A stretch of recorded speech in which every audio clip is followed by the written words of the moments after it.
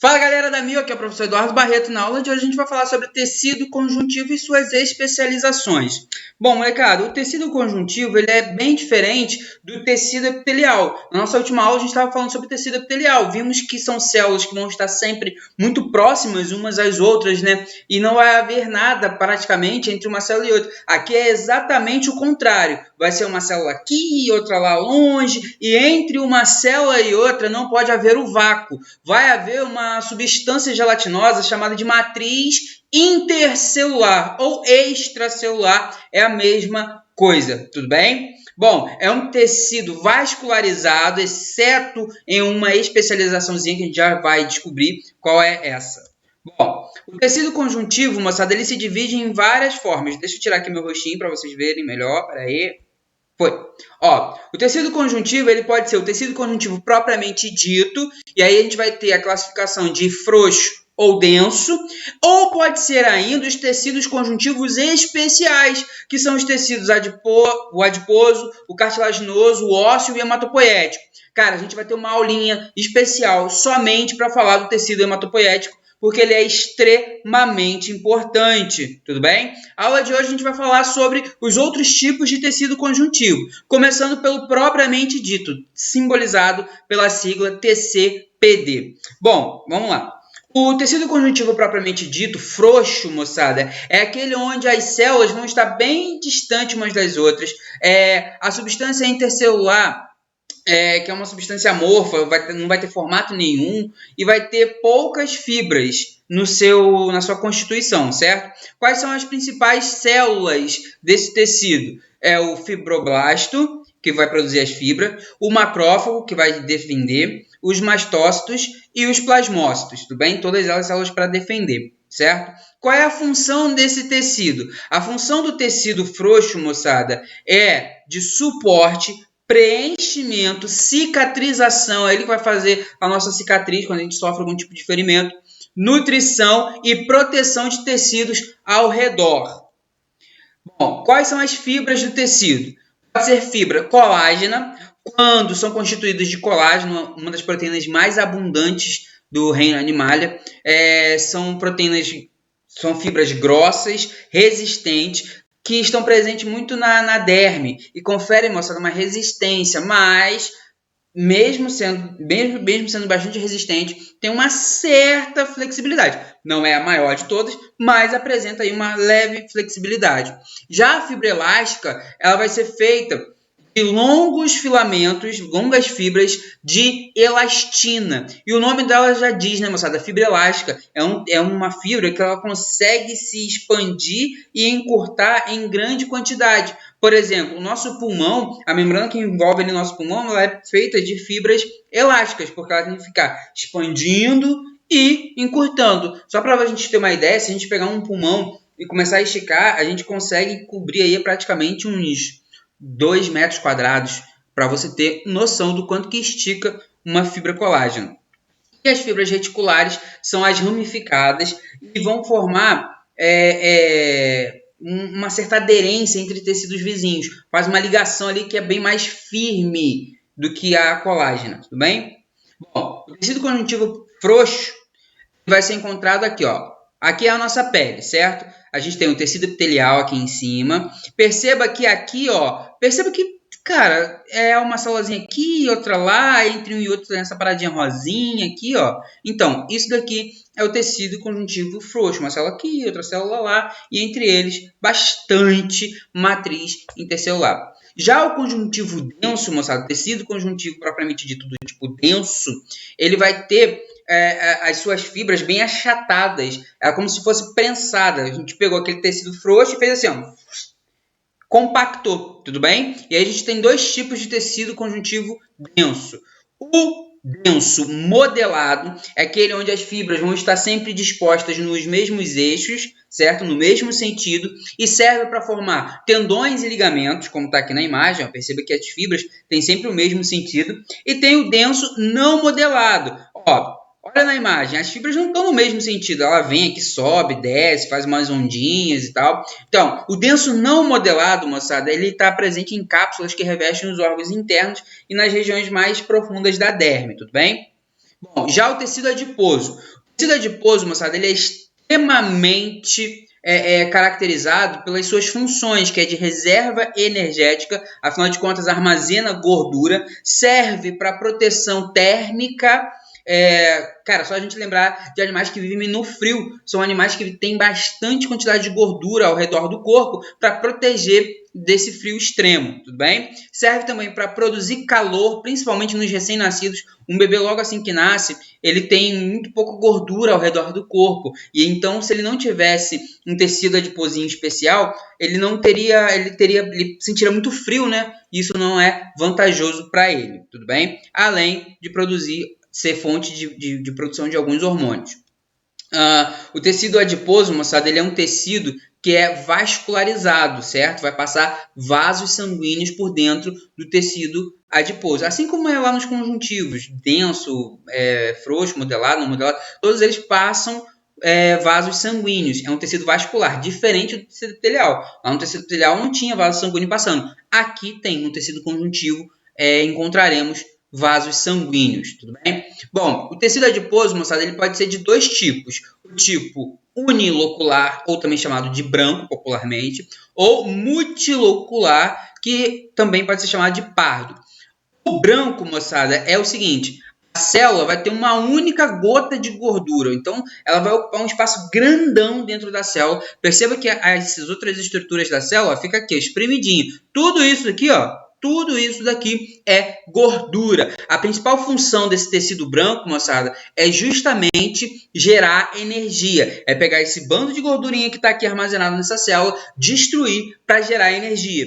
Já o multilocular, ele não tem a sua principal função gerar energia, mas sim gerar calor, principalmente em recém-nascidos e animais hibernantes. Como que vai ser isso daqui? Ó, reparem o seguinte, reparem que essa célula aqui, esse adipócito multilocular, de tecido adiposo pardo, ele não apresenta grande quantidade de gordura. Isso daqui, ó, esse daqui marrom, cinza clarinho, que são as gotinhas de gordura. O resto é tudo de mitocôndria, um tecido que apresenta bastante mitocôndria. Por quê que apresenta bastante mitocôndria? Porque, como eu falei, a principal função desse tecido não é gerar energia, mas sim gerar calor. E quem é que mais gera calor dentro da célula? A mitocôndria. Por isso que esse carinha apresenta uma quantidade gigantesca de mitocôndrias.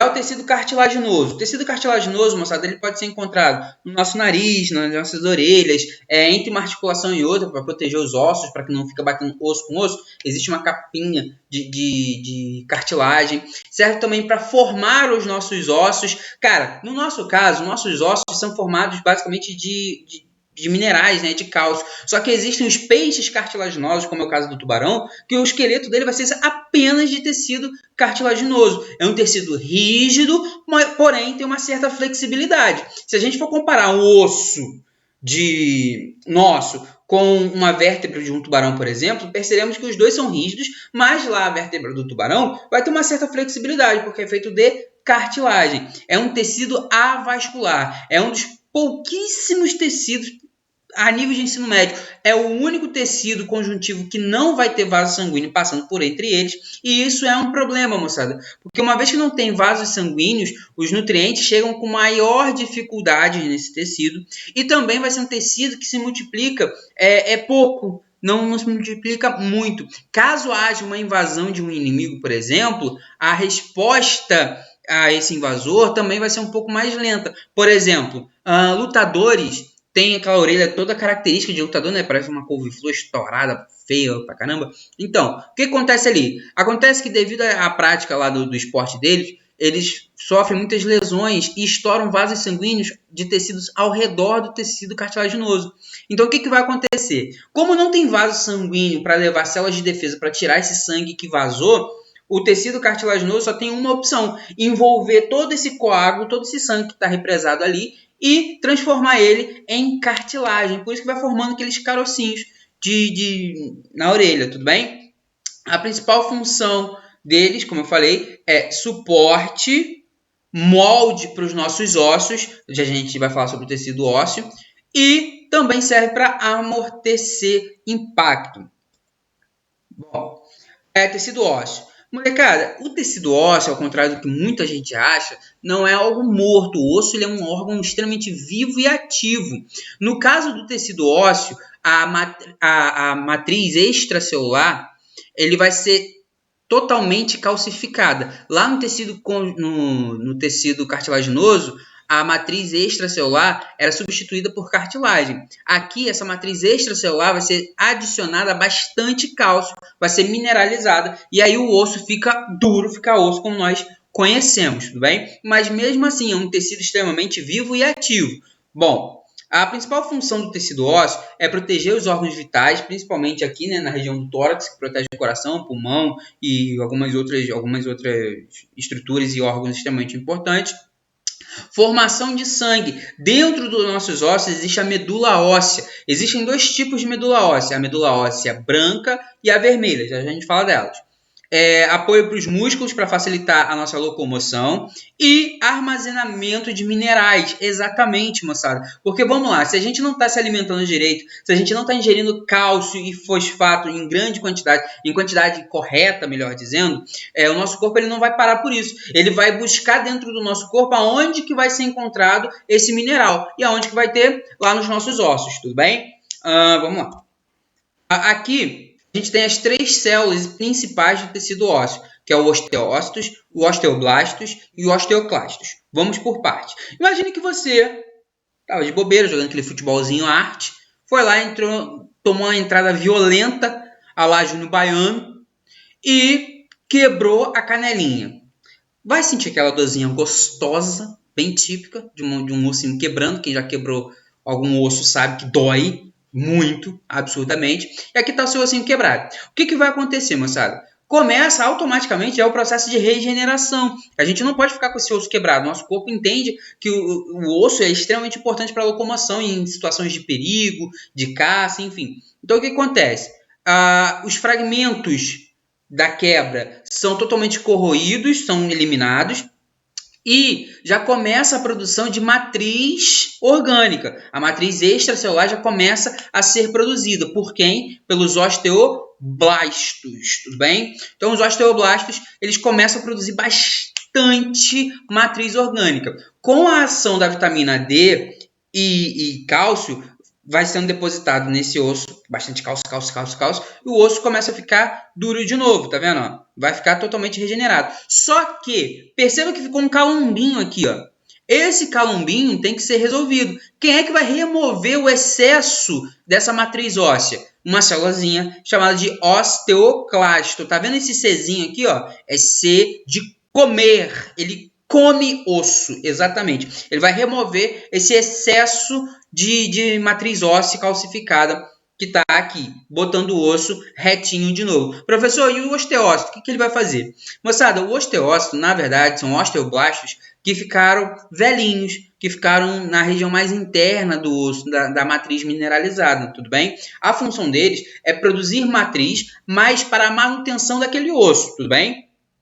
Caso venha quebrar esse osso, aí, molecada, aí não é com ele mais. Ele não tem a capacidade de produzir tanta matriz assim. Ele vai produzindo de pouquinho em pouquinho somente para fazer aquela manutenção do nosso ossinho, tudo bem? O nosso osso, moçada, por dentro, ele tem vários canais, chamados canais de Hans, certo? E aqui dentro encontraremos a medula óssea amarela e a vermelha. A medula óssea amarela é uma reserva energética que serve de alimento para a medula óssea vermelha. A medula óssea vermelha, moçada, é extremamente ativa, consome muita energia e é essa medula óssea vermelha que vai produzir as células do nosso sangue, tudo bem?